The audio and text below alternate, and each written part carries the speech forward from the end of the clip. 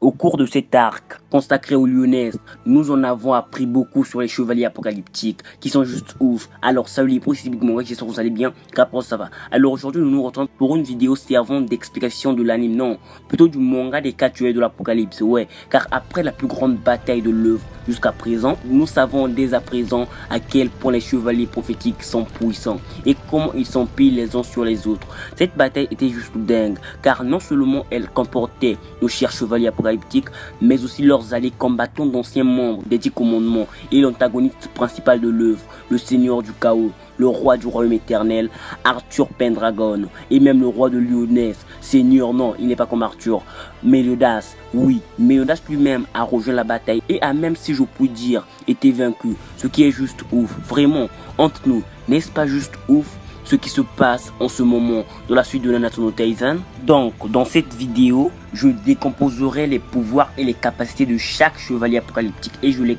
classerai du plus fort au plus faible, non, plutôt l'inverse, en fonction bien sûr des informations que nous avons jusqu'à présent. Et si vous voulez avoir plus de vidéos de ce genre, vous savez quoi faire, ouais, laissez rapidement un gros pouce bleu et commentez dès à présent pour un peu m'aider avec l'algo YouTube, vous connaissez, ou peut-être pas, on s'en fout. Je sais que la majorité d'entre vous qui regardent les vidéos de cette chaîne n'êtes pas encore abonnés, donc abonnez-vous. Mais je vous rappelle que si vous vous abonnez sans cliquer sur la petite cloche pour activer les notifications, vous allez manquer un bon nombre de vidéos de cette chaîne à l'avenir. On ne peut rien y faire vu que c'est l'algo qui est ainsi. Donc faites-moi un grand plaisir en vous abonnant et en activant la cloche de notification car c'est totalement gratuit et ça m'aiderait grandement avec l'algo bien sûr. Rejoignez le groupe Discord, mon Twitter, mon Insta, ma seconde chaîne et aussi le groupe Facebook web. Je vous préviens dès à présent que cette vidéo contiendra des spoils du manga des 4 chevaliers de l'apocalypse car j'utiliserai toutes les informations que nous avons jusqu'à présent après la bataille des Lyonnaises. Car j'ai écrit cette vidéo en n'ayant pas encore visionné le chapitre 23 du manga. S'il vous plaît, allez vite vous mettre à jour pour ceux qui viennent de commencer ou qui veulent commencer le manga avant de visionner le contenu de cette vidéo car il y aura du spoil. Les 4 chevaliers de l'apocalypse sont des adolescents de 16 ans chacun qui sont destinés à avoir un impact massif sur Britannia et aussi sur le monde, du moins selon une prophétie importante. Alors le roi Arthur et les chevaliers de Camelot croient tous que ces 4 chevaliers prophétiques sont destinés par la prophétie comme étant les destructeurs du monde. De ce fait, ils veulent les éliminer avant qu'ils n'aient une chance d'évoquer l'apocalypse. Ces chevaliers de Camelot essaient d'éliminer la menace avant qu'ils ne prennent plus d'ampleur en les éliminant en pleine adolescence. Car à cet âge, ils sont selon eux inexpérimentés. Oui, rien que ça, ils veulent tuer des mineurs. Mais bon, ce sont tous des oufs. Donc, je ne vais pas essayer de les reprocher de quoi que ce soit, vu que ces gosses pourraient détruire le monde à l'avenir. Même si ce ne sera pas facile de les éliminer avec leur carte maîtresse, le plus puissant, du quatuor du destin. Mais passons. Les chevaliers de Lyonesse se réfèrent à eux comme étant les 4 chevaliers prophétisés. Car à Lyonesse, ces chevaliers ne sont pas prophétisés comme étant les destructeurs, mais bel et bien comme étant les sauveurs du monde. Car cette prophétie peut être traduite de la manière qu'ils veulent. Ça dépend de qui ça arrange. Car les royaumes de Lyonesse et de Camelot sont actuellement en guerre et diffèrent concernant la traduction de cette prophétie. Car à Camelot, ces chevaliers prophétiques sont considérés comme des ennemis. Et à Lyonesse, ils sont considérés comme des alliés. En fait, le roi de Lyonesse, Méliodas, s'est éparpillé en 4 pour trouver ces chevaliers qui, comme nous l'avons vu, se trouvent tous réunis lors de la bataille contre les apôtres chaotiques et aussi le roi du chaos, Arthur Pendragon. Petit ajout, dans le chapitre 424, Méliodas explique qu'ils auront un impact massif sur le royaume éternel. Et comme vous le voyez, le roi Arthur retire des blocs du monde de Britannia et a créé une barrière dans son monde pour empêcher les non-humains d'entrer dans cette dimension. Donc, ils sont considérés comme étant les sauveurs de Britannia car il n'y a que qui peuvent entrer dans la dimension qu'Arthur a créée. Et il y a aussi d'autres humains, mis à part les non-humains bien sûr. Ouais, merci au chapitre 84. Mais sans plus tarder, entrons dans le classement car il va sans dire que ces chevaliers prophétiques sont graves exceptionnels comparés aux habitants normaux de Britannia. Ils ont tous des capacités magiques extrêmement puissantes et intéressantes qui ont dit que le plus faible à ce stade précoce de l'histoire reste Govan, qui est la seule meuf membre du groupe et elle était la dernière chevalière ou chevaleresque, je m'en fous. Non, avec une vue d'ensemble, je dirais qu'il était le dernier. J'utilise le masculin car je suis du sexe masculin et qu'il y a 3 hommes dans le groupe, mais c'était juste une petite parenthèse. Donc je dirais qu'il était le dernier chevalier apocalyptique présenté au chapitre 58 du manga. Selon la prophétie, Govan est le chevalier de la famine qui possède une magie de couleur or. Les mots magie de couleur or font juste référence à Sunshin, la grâce divine du soleil, qui était à l'origine possédée par Maël et héritée bien plus tard par Escanor, lion de l'orgueil des 7 péchés mortels. Govan a en quelque sorte hérité de ce pouvoir après la mort de son porteur Escanor dans l'œuvre originelle des 7 péchés mortels. Bien que nous ne savions pas exactement comment elle est entrée en contact avec ce pouvoir, bien qu'ils soient tous deux différents à bien des égards, Govan et Escanor partagent certaines similitudes à la fois arrogantes et égoïstes.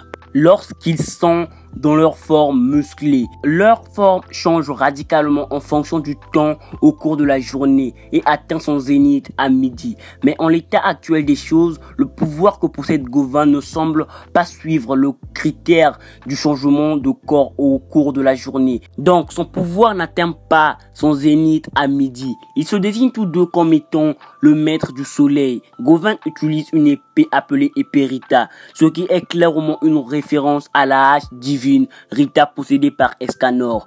Petite théorie, peut-être que cette épée avait été fabriquée avec une petite partie de la hache divine d'Escanor. Mais peut-être qu'on avait déjà affirmé cela dans l'œuvre. Mais perso, je n'avais pas l'info. Si ce n'est le cas, donnez-moi votre avis en commentaire. Même si nous ne savons pas encore à ce stade de l'histoire comment elle en est arrivée à posséder ce pouvoir, nous savons tout de même qu'elle est la nièce d'Arthur Pendragon, leur némésis, à eux les chevaliers de l'Apocalypse. C'est intéressant car Arthur est le roi de Camelot et l'actuel principal antagoniste de la série. Mais pourtant, Govan ne semble pas être fidèle à Arthur ou encore à Camelot.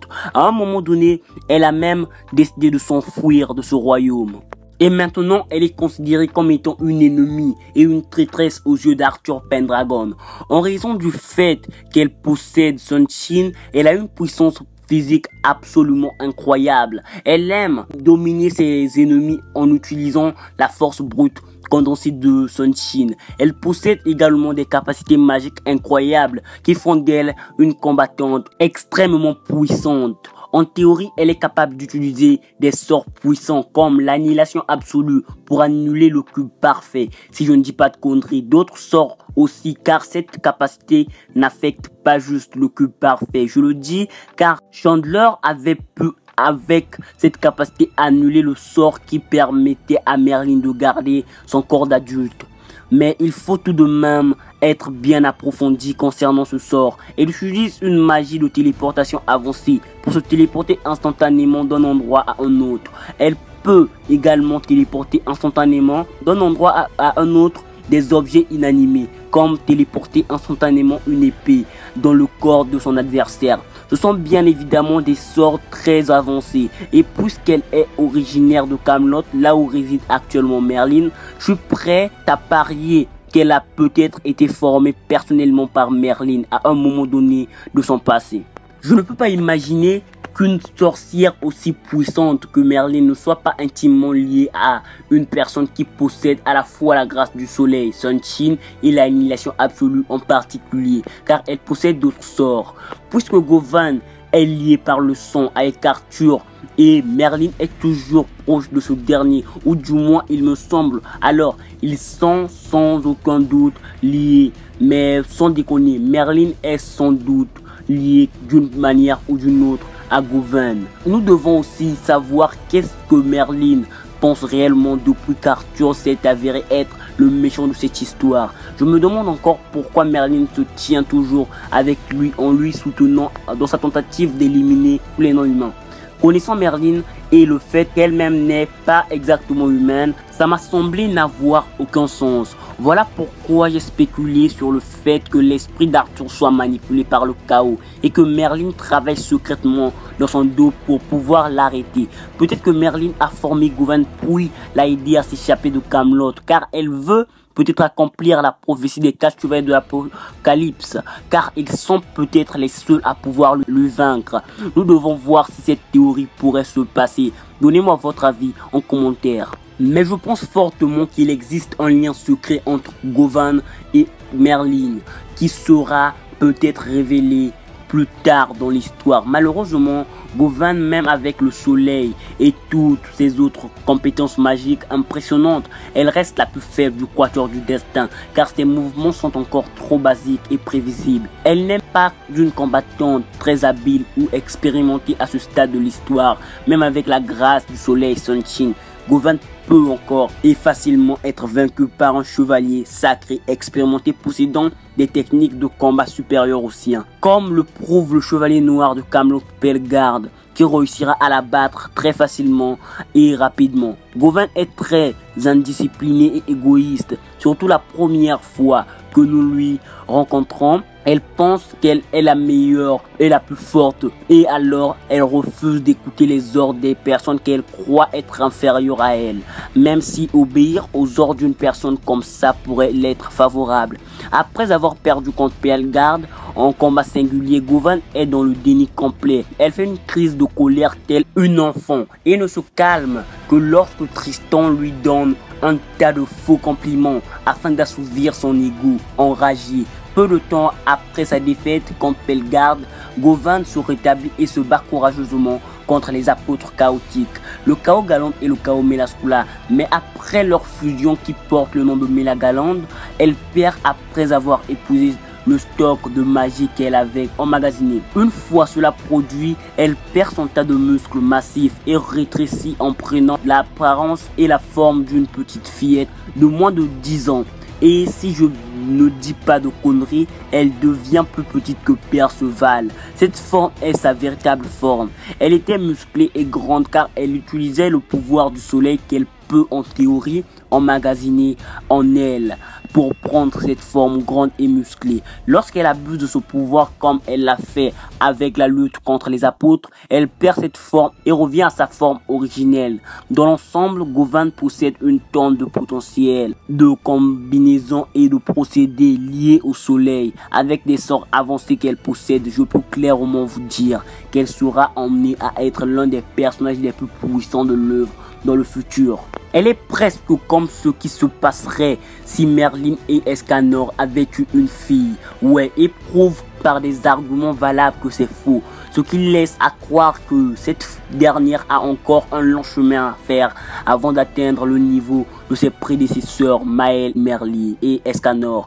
Elle a aussi un long chemin à faire pour pouvoir être disciplinée et contrôler son ego. Mais jusqu'à ce qu'elle ne le fasse, elle restera numéro 4 de ce classement. En troisième position dans le classement, nous avons le protagoniste principal de cette histoire, le chevalier prophétique innocent, Perceval. Il est le tout premier chevalier apocalyptique que nous rencontrons dès le début de l'histoire. Selon la prophétie, il est le chevalier de la mort. Il a une apparence unique car ses cheveux sont verdoyants en forme d'aile. Ses yeux sont violets et il ressemble à un enfant de 10 ans ou peut-être 12 ans. Au moins, même s'il en a en fait 16. Il porte souvent le vieux casque de son grand-père Varghese. Un casque qui est sans doute trop grand pour sa tête, ce qui ajoute un caractère unique à l'apparence du perso. Il a été élevé par son grand-père dans un isolement total, à l'extérieur du monde, au sommet d'une montagne appelée le Doigt Divin. Varghese, le grand-père de Perceval, était en fait un chevalier sacré de Camelot. Il a passé au cours de sa vie de fuite car il ne voulait plus être un chevalier du chaos. Plusieurs jours, non, encore faux. plusieurs années à entraîner notre jeune protagoniste et chevalier de la mort, Perceval, pour qu'il devienne dans le futur un guerrier extrêmement puissant. Cette formation a commencé lorsque Perceval n'avait que 3 ans et s'est terminée lorsque le père de Perceval, Ironside, un autre chevalier du chaos, s'est présenté sur le doigt divin et a tué Varghese en étant à 2 doigts de tuer son fils Perceval. Après cela, ce dernier quitte le doigt divin et entreprit un voyage pour venger son grand-père, et donc son isolement total du monde extérieur prit brusquement fin. En étant dans le monde extérieur, il peut interagir avec d'autres personnages et a aussi lentement commencé à découvrir et à développer ses capacités magiques uniques.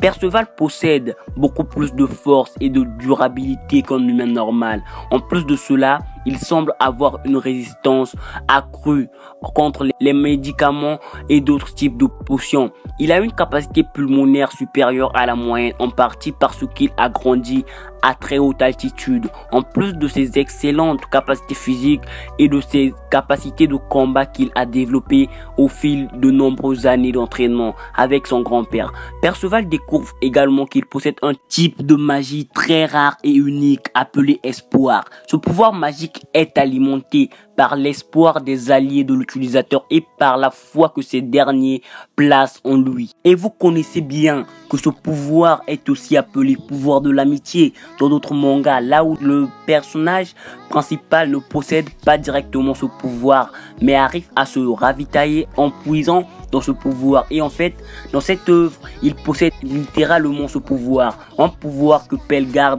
le chevalier noir de Camelot, qualifiera de type héros. Un type qui apparaît dans une échelle de 10 000 personnes à une seule d'entre eux. En fait, ce type peut tout faire et est peut-être considéré comme un type qui englobe les autres types, destruction, guérison, je sais pas quoi et autres.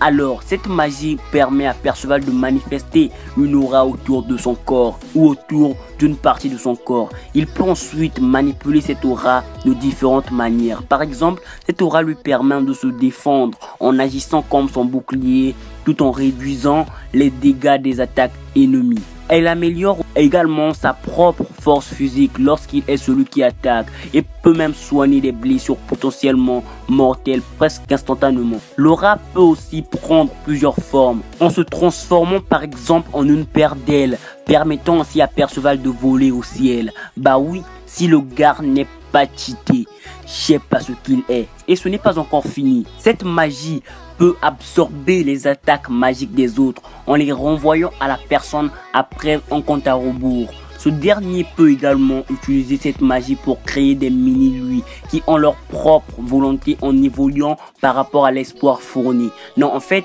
il ne les crée pas. Il se crée naturellement avec l'espoir fourni. Ces clones ont également la capacité de guérir Perceval des blessures et aussi ses alliés. Non, mais c'est quoi ce bordel? Il y a des limites, je vous le dis, mais je kiffe quand même le perso. Ces clones réfléchissent même à des plans comme nous pouvons le voir dans l'arc des Lyonnaises, là où ils n'ont eu d'autre choix après avoir vu comment Perceval s'est fait rétamer par Arthur d'aller appeler le plus puissant du quatuor du destin.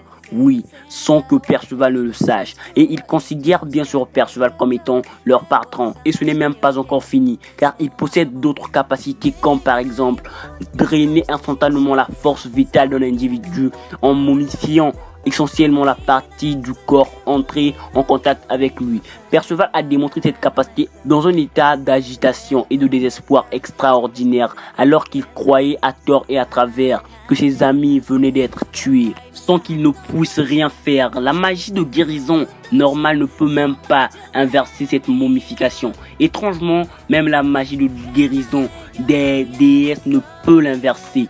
Seule la magie originelle de Perceval, l'espoir, semble être capable d'inverser les effets de manière assez intéressante. Il est capable de parler la langue des démons, bien que personne ne sache pourquoi. Même si en relisant le manga, lorsqu'il rencontre les démons de Dalfar avec Gaozer, l'un d'eux qui devient son ami par la suite lui apprend peut-être un minimum. ou peut-être qu'on ne lui avait rien appris, car c'est peut-être venu tout seul et donc je me suis peut-être trompé en relisant le manga.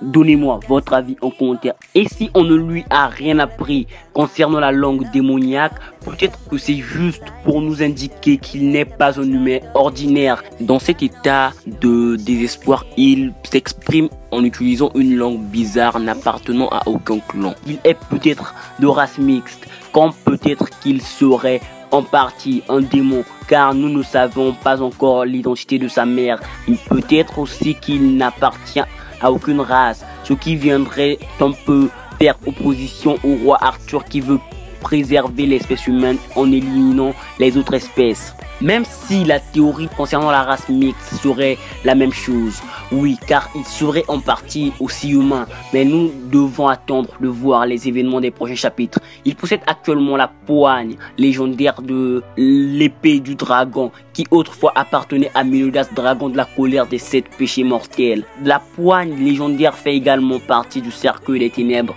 éternelles avec les infos que nous avons eues dans l'œuvre originelle. Cette fois, l'épée brisée a été réparée et transformée en épée entièrement fonctionnelle par le grand maître des chevaliers sacrés, Hauser.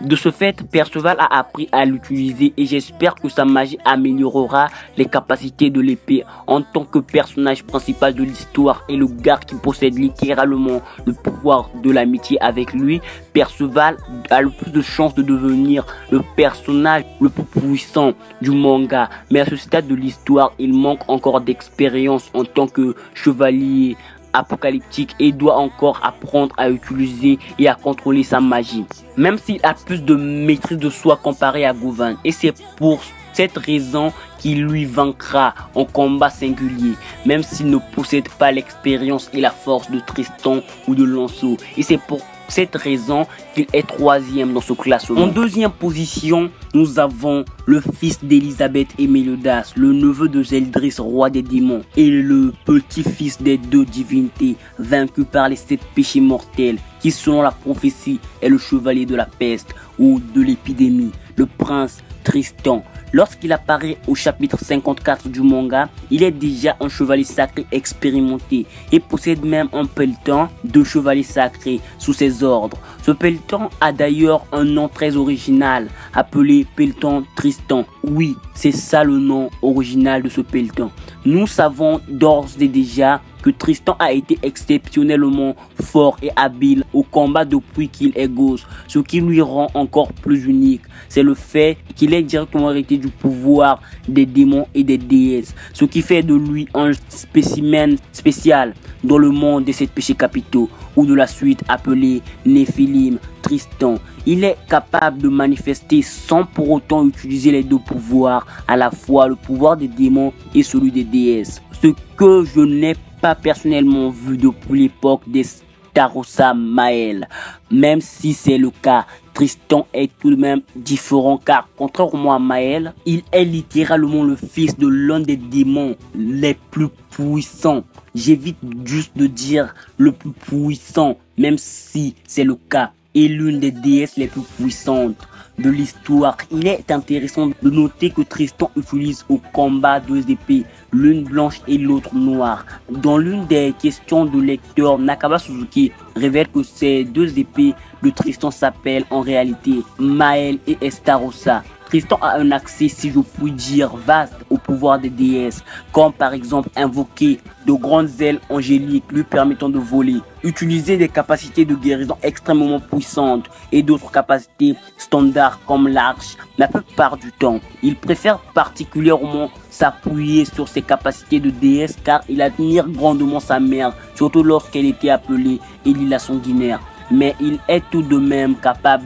de puiser dans son côté démoniaque. Lorsqu'il puise dans ce côté démoniaque, ses yeux deviennent noirs et une grande marque apparaît sur son front, marque qui ressemble à celle de son grand-père après avoir pris le contrôle du corps de Zeldris.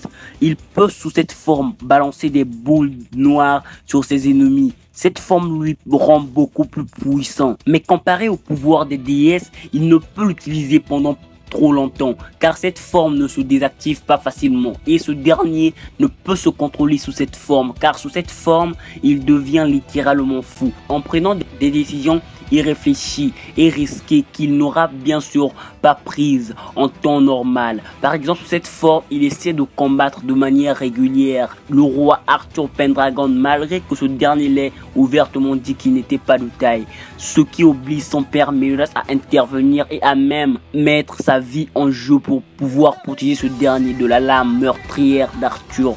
Mais je crois que Tristan en mode démoniaque est clairement plus fort que Perceval ou Gawain.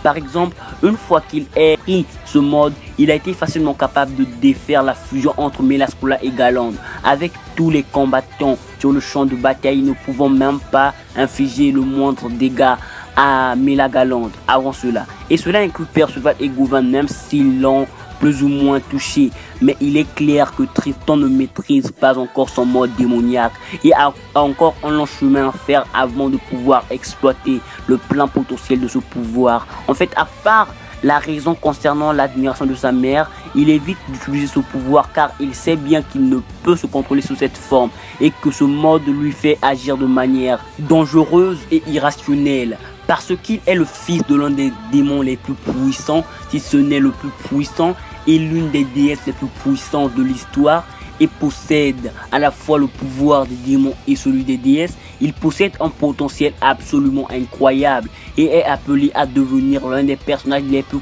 puissants de l'œuvre dans le futur. Et fait important, nous ne savons pas réellement quelle est la capacité magique de Tristan. C'est bien qu'il ait à la fois le pouvoir des déesses et celui des démons. Mais Mélias avait par exemple le contre total. Elisabeth juste son pouvoir de déesse, mais on s'en fout. J'espère qu'il possède ou possédera à l'avenir une capacité spéciale différente de ces deux pouvoirs.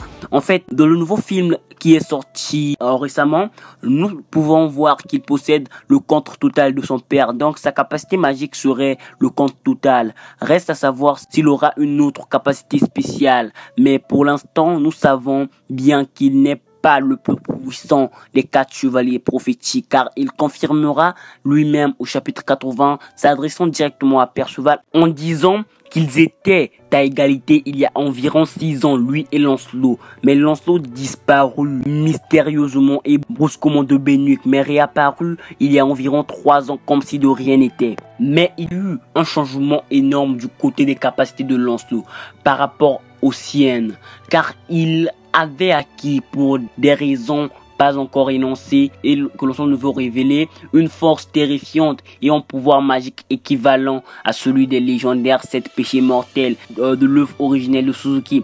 Il admet ouvertement que le pouvoir magique de Lancelot est bien au-delà du sien. Et donc, il est enfin temps de parler du plus puissant du quatuor du destin, qui est le fils d'Elaine et Ban, le neveu de King, roi des fées, le petit-fils par adoption de Zivago, père adoptif de Ban, et qui est aussi, selon la prophétie, le chevalier de la guerre.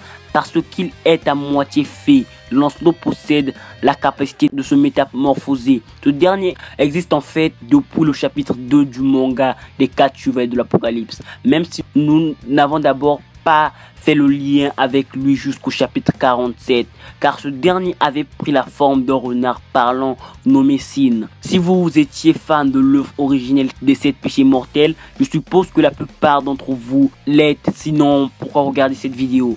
Alors je suppose que vous saviez que ce dernier a été introduit dans le chapitre 346,5 du manga originel. Ce chapitre raconte comment à l'âge de 10 ans, Lancelot et Jericho ont brusquement et mystérieusement disparu de Benwick en raison de l'étrange magie qui est probablement en lien avec la Dame du Lac. Car, spoiler alerte, Nakaba emprunte plusieurs idées des légendes arthuriennes. Et dans ces légendes, Lancelot passe plusieurs années à être élevé par la Dame du Lac. Nous avons appris de Tristan que ce dernier avait disparu il y a environ 6 ans de Benwick, mais est réapparu comme si de rien n'était il y a 3 ans. Sauf qu'il était devenu soudainement beaucoup plus fort. Je suis prêt à parier que ce power-up est lié d'une manière ou d'une autre à la Dame du Lac. Mais passons. Lorsqu'il révèle enfin sa véritable identité dans le manga, ce dernier explique à Perceval et compagnie qu'il est en fait aux ordres de Meliodas, le roi de Lyonesse. En fait, ce dernier est essentiellement un agent secret travaillant directement pour Meliodas. Sa mission était de localiser et de ramener un potentiel membre des 4 chevaliers de l'Apocalypse pour rencontrer le roi, car Tristan était allé chercher l'autre membre. En fait, plus nous en savons sur Lancelot, plus nous découvrons à quel point il est incroyable. Il est un guerrier extrêmement puissant et habile. Pourtant, malgré cela, la plupart des gens ne le connaissent pas, car ils n'ont jamais entendu de rumeurs lui concernant, malgré le fait qu'il soit un guerrier juste surpuissant âgé de 16 ans.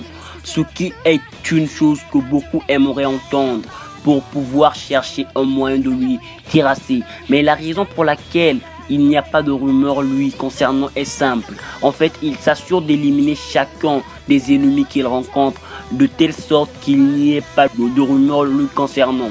Ce qui est assez impitoyable, mais garantit son travail. Car après tout, il est essentiellement un agent secret opérant dans l'ombre en utilisant différentes formes et identités.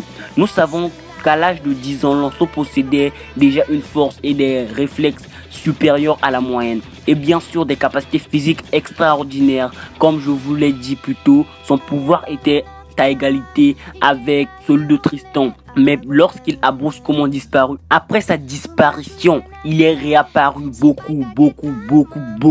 Ça en fait beaucoup, mais je m'en fous. Beaucoup plus puissant, avec la capacité de se métamorphoser, avec bien sûr la connexion au clan des fées qui lui donne aussi la capacité de lire les pensées des gens, ce qui est un pouvoir connu sous le nom de lecture du cœur. Si ce n'est pas le nom de ce pouvoir, je m'en fous, je vous le dis clairement. Cette capacité est très utile au combat car ça lui permet de connaître les mouvements de ses adversaires, et en plus ses adversaires ne savent généralement pas que c'est une demi-fée, ce qui les prend au dépourvu. Lancelot est également un archer très habile car il utilise un arc de flèche avec une vitesse et une précision incroyables. Ses capacités offensives sont également très dévastatrices et nous l'avons vu très tôt car il a tué à main nue Doronac, l'un des talismans chaotiques, avec juste un coup de poing dans le bide.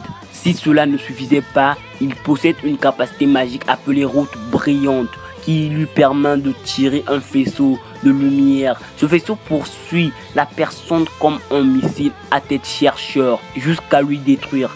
Le véritable pouvoir de Lancelot nous est montré au chapitre 79 lorsqu'il affronte le roi Arthur Pendragon en un contre un. Et cela après qu'Arthur ait surclassé Tristan et après avoir, si je puis dire, réussi à prendre le dessus face à Meliodas. Bien que ce dernier ait été retenu pour protéger son fils, Tristan devenu incontrôlable, Lancelot finit par apparaître pour empêcher Arthur de tuer Meliodas, puis lui-même affronte Arthur. Il réussit à infliger plusieurs coups puissants à Arthur, lui causant plusieurs blessures et forçant Arthur à activer le pouvoir du chaos afin de se régénérer.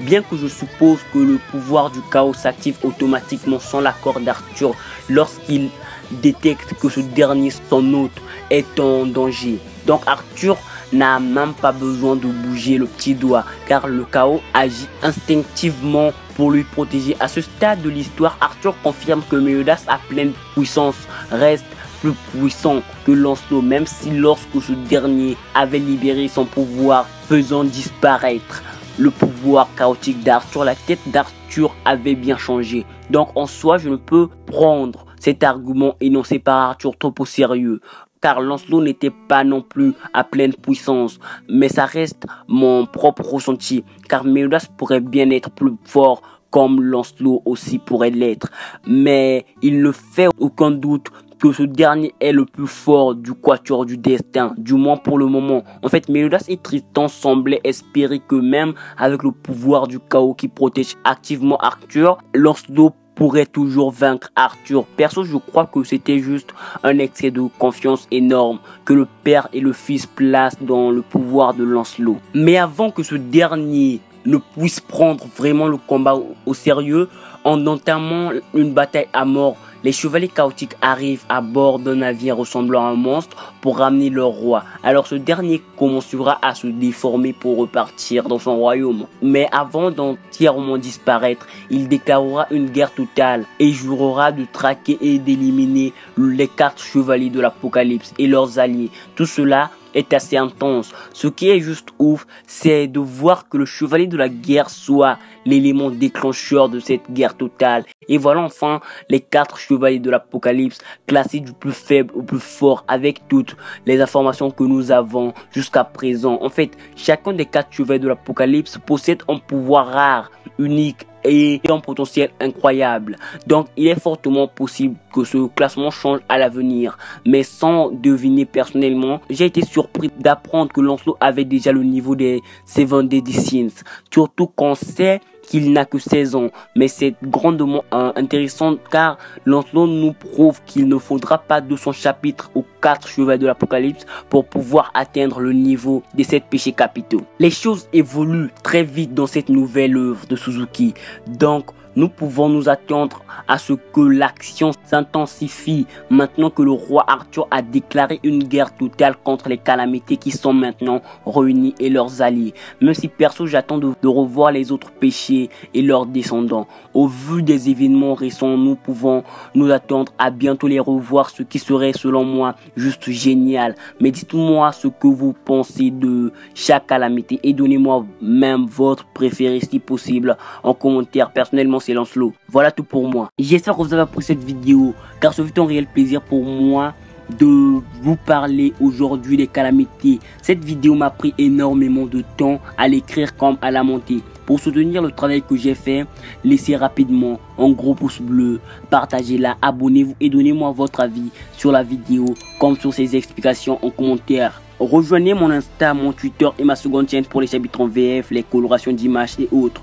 Rejoignez le groupe Discord et le groupe Facebook pour parler du manga avec des personnes plus ou moins expérimentées que moi. Petite info importante, je vais agrandir la chaîne en vous parlant de Blue Lock. Si vous ne connaissez pas ce poulet, allez vite mater car il y a la version anime qui est en cours de publication et dans les chapitres, nous sommes au chapitre 200. J'ai pu me mettre à jour sur les chapitres il y a peu. J'ai juste surkiffé ce que j'ai vu et lu. Voilà pourquoi je vais commencer à vous parler du manga. J'espère que ça vous plaira comme ça m'a plu à moi. Si vous avez eu des hésitations à lire les chapitres de ce manga, perso je vous conseille vivement d'aller les lire car ce sont juste des dingueries sur des dingueries, je vous dis clairement. Donc on se retrouve prochainement pour les reviews des 4 chevaliers de l'Apocalypse et aussi de Blue Lock.